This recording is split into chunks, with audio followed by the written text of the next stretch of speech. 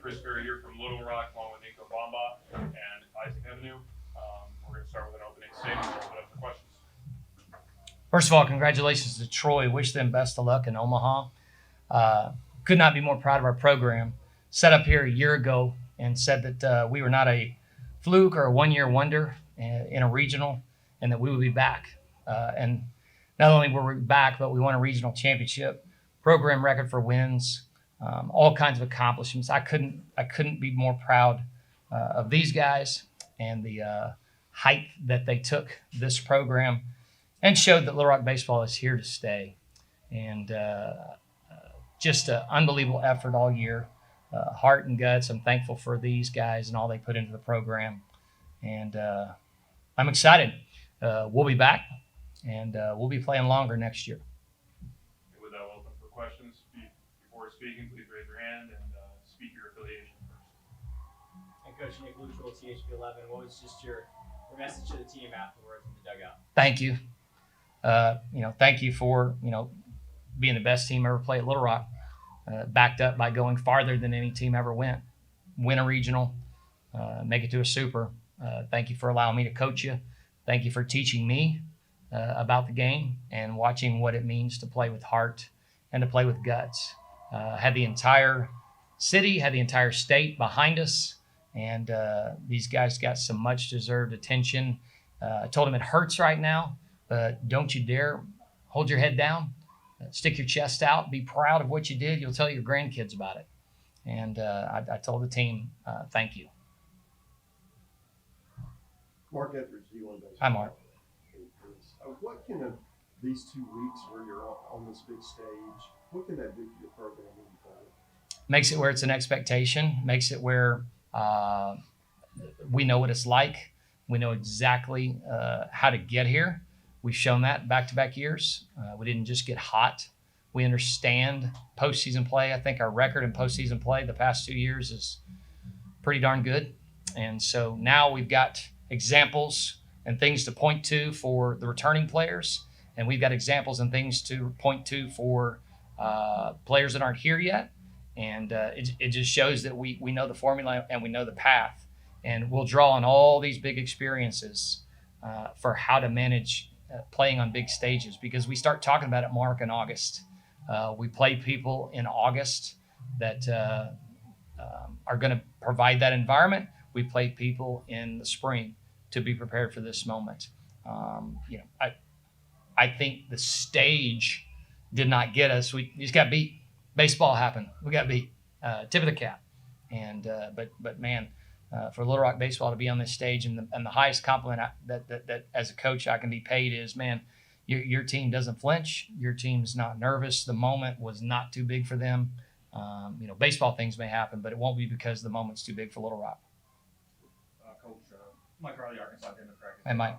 Obviously in Hattiesburg, you guys really got a lot of timely hits, Yeah. big moments in the games. It seemed like this weekend you guys kind of really struggled to get hits when you need them and do a lot of double plays, obviously. Yeah, we left a lot of runners on base. We didn't get the big hit. Formula to championships and winning is pitching, defense, and timely hitting. I thought today that the pitching gave us more of a shot. They got the 2 runs there late. That it's a good ball game going right there. 5-2 in the 8th. Credit to them for punching in 2 more and extending it. But just didn't get the big hit. Left a lot of runners on base. A lot of that has to do with their arms. They made big pitches in the big moments, and that's the formula this time of year. And hitting is hard. You face good arms, they're going to win 7 out of 10 times on a good club. So just didn't get that timely hit this weekend, Mike. Alfred Esmond, World Baseball Network. Nico, Isaac, I know it's over now, but just talk about this run y'all had in the postseason, how great it was for you guys as players. Yeah, it was very special. I was here for 2 years before, and we didn't get that opportunity. So, this team coming in, a lot of new faces that I played with and some familiar faces, but just very blessed to be on a postseason run. And this deep, not very many people get the opportunity to do that. And, making history in the program is just, truly an honor. Yeah, exactly. It's the reason I came here. I wanted to compete at a high level in big games, and we had our backs against the wall in the OVC tournament, and we gritted that out and then jumped out to a lead in the regional and just ran into another good team because they're all good at this point of the year. But I mean, I'm still proud of the boys and how we competed and just how far we made it. Nico, I kind of want to follow up. I mean, you had a guy who's been around the program for so many years. I mean, just can you kind of speak just kind of the growth of the program from when you first got on campus to where you're sitting now? Yeah, we had good ball clubs while we were here. We just never got over that hump. And when they made a regional last year, it was kind of the expectation, and we're pushing for that, making another regional, and why not make a super regional? And so, everyone had the hunger on the team and just ready to go from the get-go in August. And so, just very good players to play with. It's truly a blessing to be a part of a club like this. Yeah, you talk about Mike building a program. First year we were in this league, 0-2 in the tournament, but we won the regular season. Then we go and win the tournament and get to a regional, and then we end our season last year in a regional. And so, now we go to the tournament, we win a regional, and now we're at a super. And I've said this many times in the postseason, you've got to get to one of these before you can win them and understand what they're about. It's a totally different weekend with the best 2 out of 3 versus tournament ball, which we've been playing. And so, back to Mark's original question, you draw on coming out of tournament ball and resetting into a weekend and how to go back to that when you hadn't been playing that way for 2 or 3 weekends. And so that'll be great experience for us. And I got one more for Coach. Just, obviously we saw what Troy was able to do in Florida last week and going that run through their tournament. Now, obviously having success this weekend. Just how dangerous do you think that team could be in Omaha? And Miami. We did our homework. We watched every game. They're absolutely dangerous. Omaha's a completely different tournament because of the off days.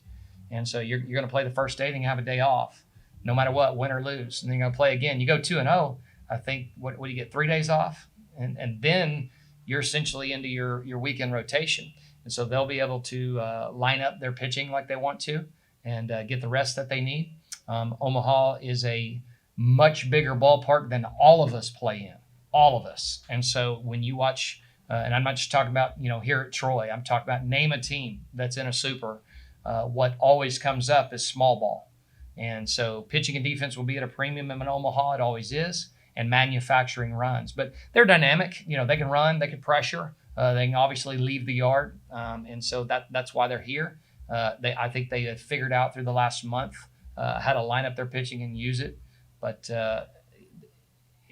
the parity in college baseball and the what we're seeing now in the supers, that won't end in Omaha.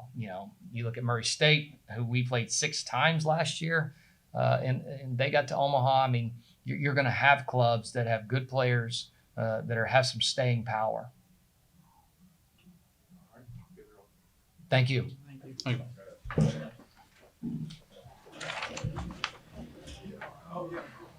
Take that water.